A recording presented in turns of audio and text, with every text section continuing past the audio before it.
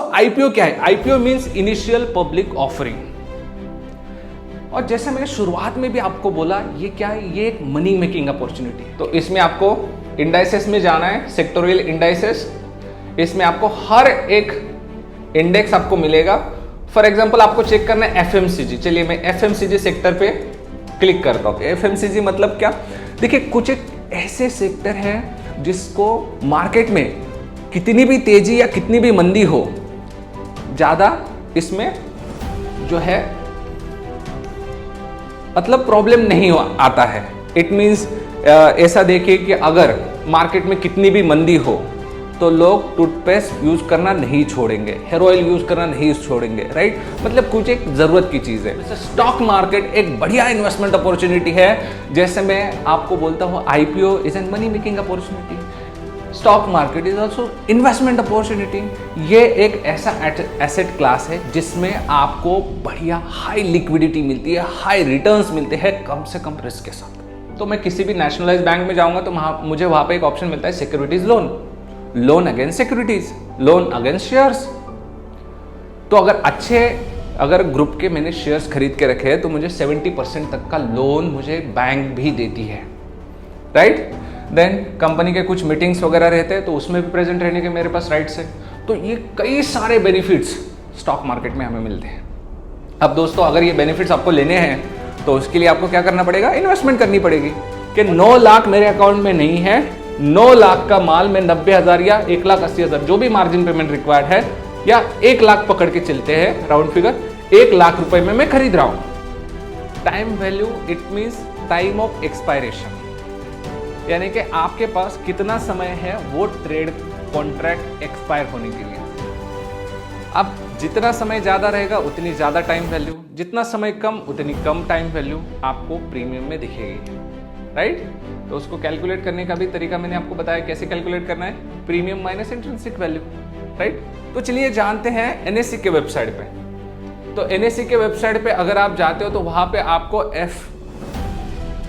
FII and FPI and DII, right? इनका daily trading activity का data NSC के ऊपर मिलता है कि उन्होंने 5 दिसंबर 2023 को DII एंड FII या FPI, फॉरेन इंस्टीट्यूशनल इन्वेस्टर है या फॉरेन पोर्टफोलियो इन्वेस्टर है, उन्होंने इस तारीख को मार्केट से कितना बाइंग किया एंड कितना सेलिंग किया और नेट वैल्यू क्या था। कि मार्केट में एंटर करने से पहले, इट मींस ट्रेडिंग स्टार्ट करने से पहले, इन्वेस्टमेंट स्टार्ट करने से पहले कुछ एक चीजें आपको याद रखनी है। कौन कौन सी है वो? सबसे पहला है राइट इंफ्रास्ट्रक्चर। दोस्तों हमें ट्रेडिंग स्टार्ट करने से पहले, यानी कि किसी भी स्टॉक को ट्रेड करने से पहले आपके पास एक अच्छा वेल कॉन्फ़िगर सिस्टम होना चाहिए। चाहे वो मोबाइल हो, लैपटॉप हो, तो एक अच्छा वेल कॉन्फ़िगर सिस्टम चाहिए आपका। ऐसा ना हो कि आप ट्रेड कर रहे हैं और आपका नेटवर्क कनेक्शन लॉस हो गया। आज का मार्केट अगर हम देखते हैं तो ओपन कहाँ पे हुआ है? मान के चलते हैं ऊपर या नीचे। चलो नीचे देखते हैं। तो ओपन हुआ है तो इसको लेफ्ट साइड में एक स्टिक रहेगी, इसको बोलते हैं ओपन, और राइट साइड में रहती है तो इसको बोलते हैं क्लोज। इट मीन्स ये हो गया ओपन, ये हो गया क्लोज। अब जो ऊपर की शैडो है या अपर शैडो है इसको क्या बोलेंगे? हाई, और जो लोअर है उसको क्या बोलेंगे? लो। इसको बोलते हैं बार। तो मार्केट में 3 प्रकार के ट्रेंड है, up trend, down trend and sideways. अब ये अप ट्रेंड क्या है चलिए जानते हैं। तो जिस मार्केट में मतलब जो भी आप जो हिस्टोरिकल डेटा है जिसका हम स्टडी कर रहे हैं उसी का ग्राफिकल रिप्रेजेंटेशन, यानी कि इसको क्या बोलते हैं हम? चार्ट। और चार्ट एनालिसिस जब हम करते हैं तो हम देखते हैं कि मार्केट में कुछ इस तरह से मार्केट मूवमेंट हो गई, जिसमें हम देखते हैं कि मान के चलिए यहाँ पे क्या है? एक हाई, राइट? अब इस हाई से ये हाई कैसा है?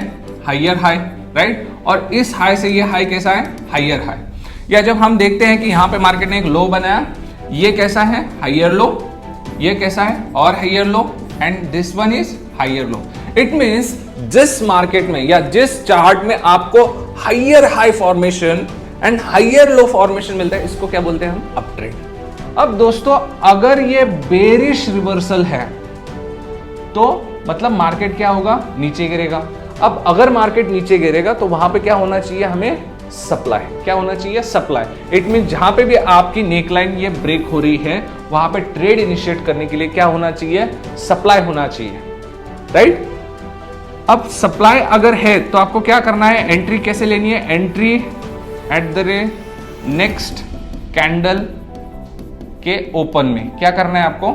नेक्स्ट कैंडल जैसे ही ओपन होती है आपको क्या करना है? एंट्री ले लेनी है। इट मींस अगर आप डेली कैंडल यूज कर रहे हैं तो नेक्स्ट डे ओपन में आपको ट्रेड इनिशिएट करना है।